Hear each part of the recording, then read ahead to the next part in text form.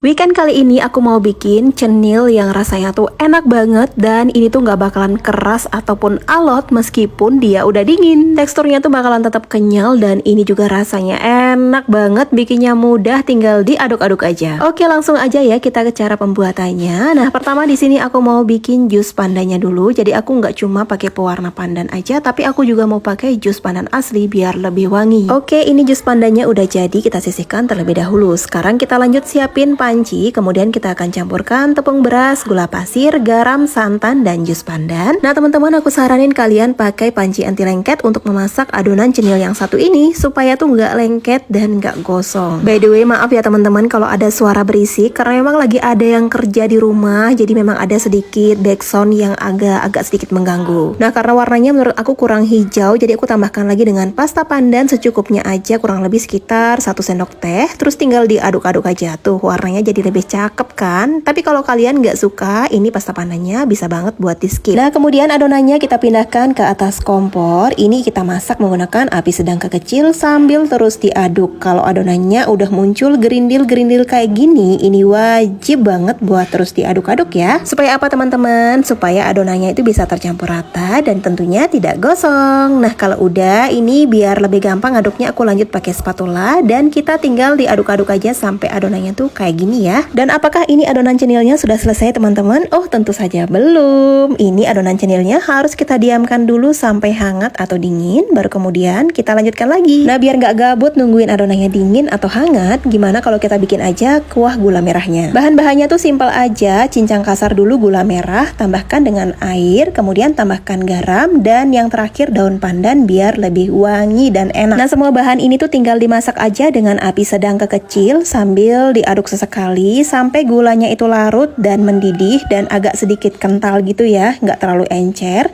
Nah kurang lebih seperti ini. Ini udah jadi, asli ini tuh aromanya tuh harum banget karena pakai daun pandan.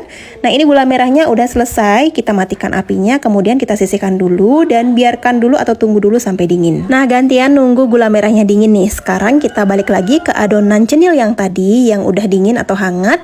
Kita akan campurkan dengan tepung tapioka sebanyak 150 gram. Nah lanjut kita akan aduk adonan sampai benar-benar tercampur merata. Jujur di awal itu aku pakai spatula tapi susah banget ternyata ngeblendnya. Akhirnya aku lanjut menggunakan tangan. Dan tentunya aku sudah cuci tangan sampai insya Allah benar-benar bersih. Nah kemudian ini adonannya tuh tinggal diulun-ulun aja sampai kalis dan tercampur rata seperti ini. Nah ini adonan cenilnya udah jadi tapi belum matang ya teman-teman. Tentunya ini harus kita masak juga. Nah sebelum dimasak kita bentuk-bentuk dulu nih adonan cenilnya. Kalau di sini aku bentuknya seperti ini ya. Ya seperti bentuk cenil pada umumnya lah ya. Pokoknya kalian bisa sesuaikan aja dengan selera untuk bentuknya.